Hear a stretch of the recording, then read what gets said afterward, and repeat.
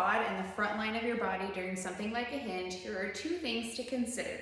The first is your setup and checking your knee position. So oftentimes postpartum, I know for me, I'm a little bit more hypermobile and tend to hyperextend through my knees. So I want to cue soft knees. Not so much with the knee bend that you think about kind of pushing the knee forward, because then we're going to put a lot of tension on the front of this knee right here and probably feel a lot of quad and front line of the leg.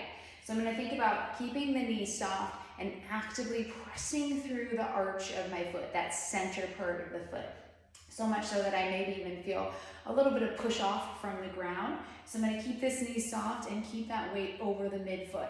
And so this is just a kickstand variation, and as I go into that hinge, I have that knee nice and soft, weight on the midfoot, and I'm going to think about that hinge initiating at the hips as I send my glutes long behind me. Now, a big thing is we need to have the length in the backside to be able to sit back into that hinge. So if our glutes are pretty grippy, if we're pushing under, if we have that tight pelvic floor, it might be a little bit more difficult for that hinge to happen.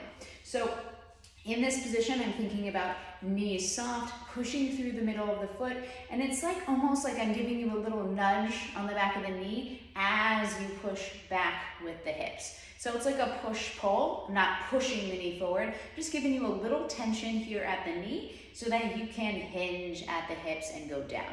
Don't want to bend too much, like I said, because then you're probably just going to get this quad or hip flexor or you might agitate the knee. The second thing we want to look at is the rib cage and pelvis position. So if we're in that big kind of anterior tilt, the pelvis is done forward and the rib cage is flared up, then when we go to do our hinge, I might sense a lot of that hip flexor right here. So oftentimes we can start with the rib cage. So in that position, instead of being in this extended posture, exhaling those lower ribs back, which requires some nice posterior backside expansion so we can sense that. Getting those ribs back in space and tuning into what our pelvis position and what's going on at the pelvis. So we need hamstrings and abdominals to be able to kind of manipulate that position here. So you can even think about a tiny twerk, watching that you don't arch through the low back, so keeping the ribs back, but keeping the sits bones lifted. So we're tuning into the rib cage and pelvis position. If it's helpful, you can even go like this, thumbs right under the rib cage, fingers right at the top of the pelvis, and think about inching back and keeping everything nice and stacked. So we don't flare and lose that. You'll feel it pressing into your thumbs. Just think about keeping nice and stacked. So when we're thinking about only feeling the front line of the body, tuning into the knee position, keeping the knee soft, allowing the booty to go back and lengthen. I'm pressing through the midfoot. I'm not sending the knee forward. I'm just not hyperextending. I'm keeping the knee soft as I imagine kind of pushing this forward and pulling this back in space.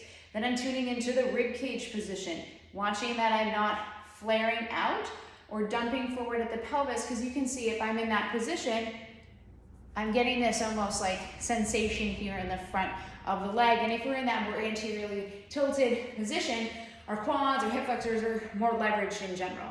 So just a couple things to consider if you are feeling only quadricep or front of the leg in your deadlifts or your hinges. Check your rib cage, which also impacts what's happening with the pelvis, and check your knee setup, making sure that you're kind of over that midfoot, you're not hyperextending and hinging, and you're not shoving that knee forward.